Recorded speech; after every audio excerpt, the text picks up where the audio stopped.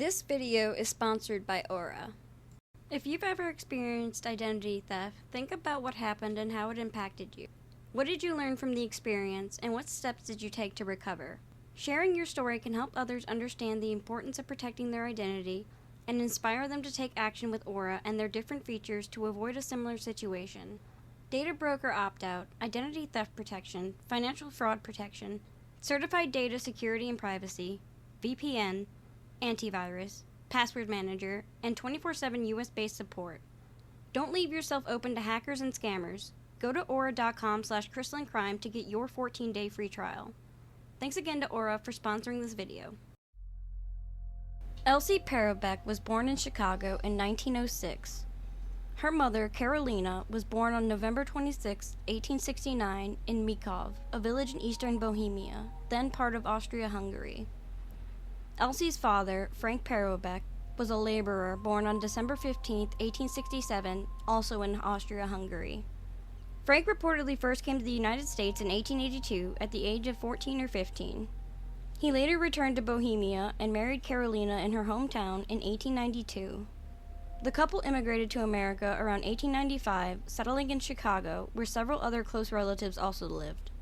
In the United States, Frank worked as a painter while Karolina managed the household. The family left Catholicism and embraced free-thinking, meaning their children were not baptized and their births were apparently not registered with the city. As a result, Elsie's exact birth date remains unknown.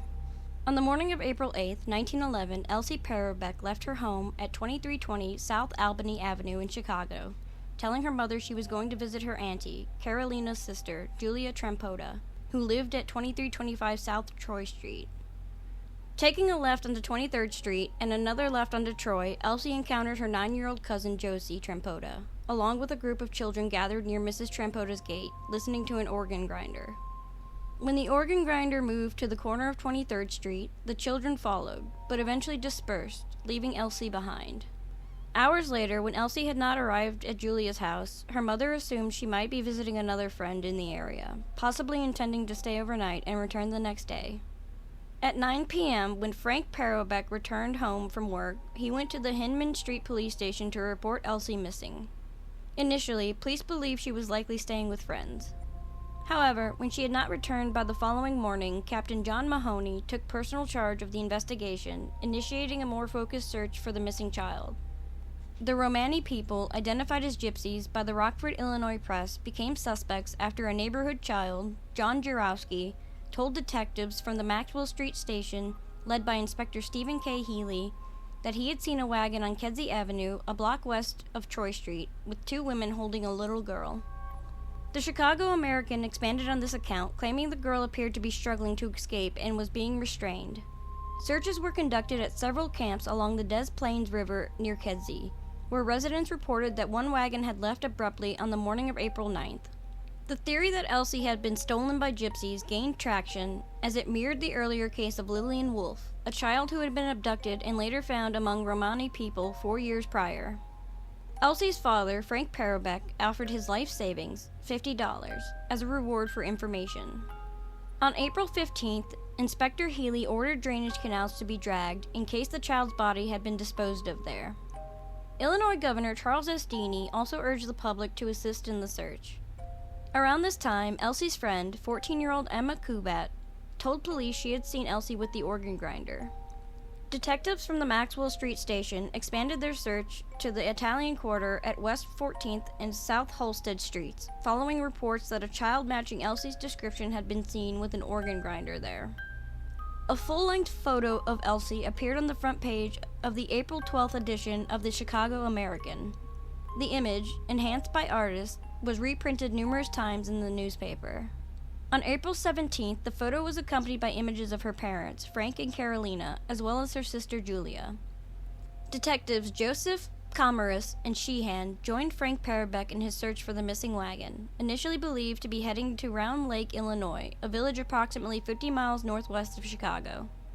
7 wagons were reported camped there, prompting local farmers to stay on alert. When the residents began questioning the Romani people and attempting to search their wagons, the group packed up and moved to Volo, Illinois, about 43 miles from Chicago. In Volo, residents reported seeing a child resembling Elsie, describing her as appearing stupefied or drugged and partially covered by a blanket. Efforts to search the wagons led the group to decamp once more, this time heading to McHenry, Illinois, about 60 miles northwest of Chicago. When police finally caught up to them in McHenry, they discovered the child in question was not Elsie, but a member of the group. Meanwhile, Police Captain Mahoney ordered the drainage canals near Elsie's home to be dragged on April 12th and again on April 15th in hopes of finding clues. On multiple occasions, children were found in camps who resembled Elsie so closely that even Frank momentarily believed they had found his daughter. Each time, it took significant effort to convince him it was a mistake. As late as April 24th, Frank fell to his knees and prayed, upon seeing a child who somewhat matched Elsie's description in a Romani camp near 18th and South Halsted Streets, only to learn it wasn't her. Authorities attributed the suspected abduction to the Romani people's alleged natural love for blue-eyed, yellow-haired children. Elsie was described as small, with light golden hair, blue eyes, and a pretty face with pink chubby cheeks and prominent dimples. At the time of her disappearance, she was wearing a red one-piece dress, a red hat, black stockings, and high-top black boots. On April 17th, Captain Mahoney received an anonymous tip that a child resembling Elsie had been seen with a man at a hotel in Western Springs, Illinois. Detectives dispatched to the scene found no evidence of her presence. Frank Paroubek and Sycamore Police Chief Ogden also investigated a group of wagons in Cherry Valley, Illinois, but again found no trace of Elsie. Meanwhile, Krystlynn Paroubek received a $500 ransom note. The Hinman Street Police denied official knowledge of the note, but admitted it might be legitimate. On April 20th, neighbors observed Frank Jr., Elsie's 6-year-old brother, carrying a pick and shovel to South Troy Street and starting to dig. Frank explained that construction had been underway on the street when Elsie disappeared, and he had overheard his parents discussing the possibility that she might have fallen into a hole and been buried by sand or gravel. However, workers repairing the street stated they would have noticed such an incident immediately. Reports of light-skinned girls traveling with Romani groups continued to emerge from areas such as the West End and Kings, Illinois, but none led to Elsie. In the weeks following Elsie Paroubek's disappearance, a massive and far-reaching search effort unfolded, involving law enforcement, community members, and even a former kidnapping victim, 11-year-old Lillian Wolfe. Wolfe shared her experience of being abducted by Romani people 4 years earlier and offered insight into their culture, even volunteering to lead a rescue effort. Despite tips, including one suggesting involvement from the so-called King of Gypsies, Elijah George, no solid leads emerged. Governor Deenan issued a public call for assistance, and numerous reports of a blonde child in Romani camps were pursued but ultimately proved false. The search expanded to include canals, wells, abandoned buildings, and barns, as well as rural areas and other states, yet no trace of Elsie was found. Frank Paroubek, desperate for answers, sought help from a psychic and endured threatening anonymous letters accusing the family of mistreating Elsie. The letters were investigated, but no concrete evidence was uncovered. The Czech community rallied to support the Paroubeks, organizing searches and raising funds for a reward. The efforts included a multilingual international squad of officers, while the Women's Auxiliary of Club Bohemian circulated chain letters to spread awareness. Politicians and community leaders also contributed to the reward fund, and pressured authorities to continue the search. Despite these efforts, by early May, police began doubting the theory that Elsie had been kidnapped by Romani people, focusing instead on searching waterways and abandoned areas. Judge Adolph J. Sabbath criticized the investigation, suggesting it lacked vigor due to the family's poverty, and continued raising funds for the reward. Meanwhile, suspicion arose about the author of the anonymous letters and whether they had witnessed Elsie falling into a drainage canal. By May 7th, after following numerous false leads and searching over 25 Romani camps, police concluded that Elsie was likely dead, and efforts shifted to recovering her body. Judge Sabbath ordered an investigation into Frank and Krystlynn Paroubek to determine if their past might have motivated someone to kidnap Elsie, but the mystery remained unsolved. On May 9, 1911, employees of the Lockport Power Plant near Joliet, Illinois, about 35 miles from Chicago, spotted a body floating in the Chicago Sanitary and Ship Canal. Initially mistaking it for an animal, they realized hours later it was a human body and retrieved it with a boat. Undertaker William Goodale examined the remains and noted the description matched Elsie Paroubek, including the shade of her hair, the texture of her stockings, and the fabric and color of her dress. He estimated the body had been in the water for several weeks, but showed only slight decomposition. Another report described the body as badly decomposed, but without signs of violence. Goodale alerted Chicago authorities, and Police Lieutenant Costello informed Elsie's family. Upon hearing the news, Carolina Paroubek cried, "My dear child," and pleaded to know if Elsie was alive. Frank Paroubek was brought to the Goodale funeral home at midnight. Confronted with the body, he reportedly said, "The clothes look like Elsie's. But the face, I can't recognize it. Her mother alone can tell." However, another account suggested that Frank immediately identified the body as Elsie and broke down in tears. The following morning, May 10, 1911, Carolina Paroubek arrived at the funeral home by trolley car and positively identified her daughter Elsie, tearfully exclaiming, "It's you, my darling. Thank God we found you, and you're not in the hands of the gypsies." She spent the next hour pacing or sitting nervously in an adjoining room with her husband Frank, holding her hands, weeping, and praying. Undertaker William Goodale, who had been following Elsie's case in the newspaper, informed the police the body appeared to have been in the water for about a month, consistent with the timing of Elsie's disappearance. The clothing matches in every detail, down to the lack of a hat. While the eye color cannot be clearly discerned, all other descriptions align. An inquest was swiftly organized, with Coroner William Wunderlich of Will County overseeing proceedings. At the inquest, Frank Paroubek, the first witness, disregarded procedural questions and accused, through a translator, "I am sure the gypsies stole my girl." When they realized they were being pursued, they killed her and threw her body into the canal. His declaration caused Carolina to flee the funeral parlor, screaming, "My Elsie is dead. She was murdered, murdered." Overcome with grief, she ran up and down the street, drawing a crowd, before Frank and Detective Selesky calmed her and helped her board a trolley home. The coroner acknowledged the widespread attention on the case, emphasizing the need for a thorough examination.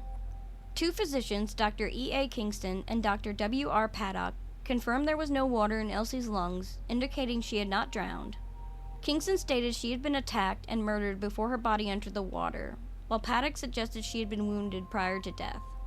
Inspector Healy added, "There seems to be no doubt that she was abused in the most fiendish way."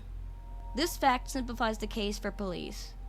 Reports also mentioned deep cuts on her face and blue marks on her throat, initially thought to indicate strangulation. However, further examination by coroner office physicians Dr. E.R. LeCount and Dr. Warren H. Hunter found that Elsie had been suffocated rather than strangled, and there were no distinct marks of violence on the body. Despite this, headlines persisted in describing her as strangled. The official cause of death was listed as unknown. That evening, Carolina Calmer spoke to reporters from her home, surrounded by friends and neighbors. She expressed her certainty that Elsie had been murdered, stating, "I envisioned this crime since the second week of her disappearance. When the truth comes out, it will show she was choked to death shortly after her kidnapping." She urged authorities to ensure justice. Following the inquest, Elsie's body was returned home. Her uncle Frank Trampota took charge of funeral arrangements. Struggling financially, the family received support from Judge Sabbath, who donated $25 and promised to raise additional funds. Elsie's small white coffin rested on two brass stands, surrounded by lilies of the valley, roses, and carnations sent by Mayor Harrison, Judge Sabbath, and other city officials. 8 young girls, dressed in white, including Josie Trampota and her sister Mary, carried large sprays of lilies and roses, placing them in a circle around the casket. A makeshift stand was fashioned by placing a board across 2 chairs to hold the numerous floral tributes sent by friends and well-wishers. Carolina Paroubek sat at the head of the coffin, her grief evident, while Frank and the other children stood close by, surrounded by a sea of flowers and mourners paying their final respects to little Elsie. Elsie Paroubek's funeral took place on May 12, 1911, at her family home, drawing thousands of mourners. As freethinkers, the family had no religious prayers during the service, which was led by Rudolf Sinka. Carolina, overwhelmed with grief, was persuaded not to open Elsie's coffin one last time. After the service, attendees followed the casket to Bohemia National Cemetery, where Senka gave another address. Frank Paroubek vowed to seek justice for Elsie, and Police Chief John McWeeny pledged the full force of the Chicago police to find her killer. Efforts to solve the case included raising reward funds and investigating suspects, including a local hermit, Joseph Canesti, who was suspected but later cleared. Despite extensive efforts, the case remained unsolved. 2 years later, Frank Paroubek died at age 45, followed by Karolina in 1927. Both are buried alongside Elsie in Bohemian National Cemetery.